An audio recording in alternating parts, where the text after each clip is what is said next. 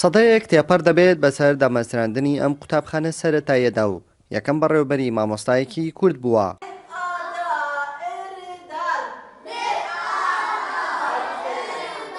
دەستپێکی فەرمی فێربوونی ئەلفوبێ و دارداری هەزاران خوێندکار لە خورمات و لەم قوتابخانە سەرەتاییەوە بووە کە تێیدا کورد و جوولەکە و تورکمان و ڕێژەیەکی کەم عەرەب لێی خوێندویانە. ئەم مەکتەبە تاریخی مەکتەبەکەی لە 1920 تقریبا 100 ساڵ و بانە. ئەم مەکتەب ئەو کاتە کراوە بەناو تەوراتێژین پێ.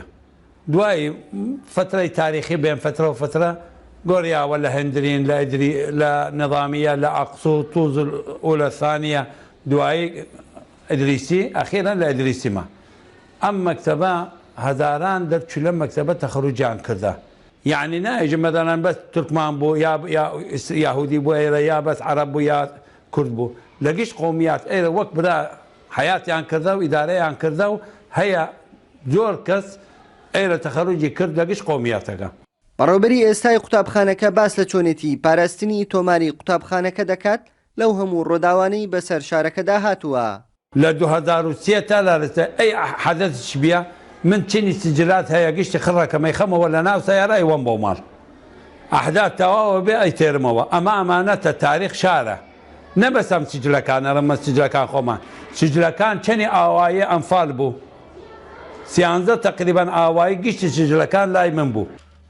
نووسەرێکی شارەکە باس لە قوتابخانەکە دەکات کە هەزاران کەسی پێگەیاندووە و سەدان کەسی ناوداریش لەسەر ئاستی ناوخۆیی و جیهان لەم قوتابخانەیەوە پێگەیشتوون.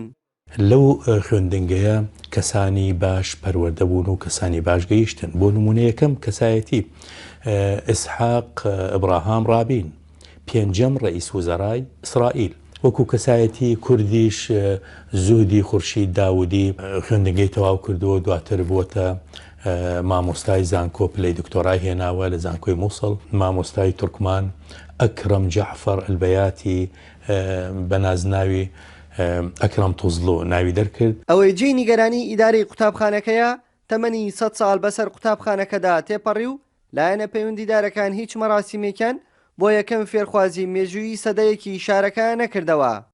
مێژووی سەدەیەکی قوتابیان و خوێندکارانی خورماتوو لە نێوان دۆڵابەدا پارێزراوە کە سەدەیە پێش ئێستا دەستپێکی ئەلفوبێیان لەم قوتابخانەوە دەست پێ کرد و بەشێکیان ئێستا لەسەر ئاستی جیهان و ناوخۆیی ناودارن.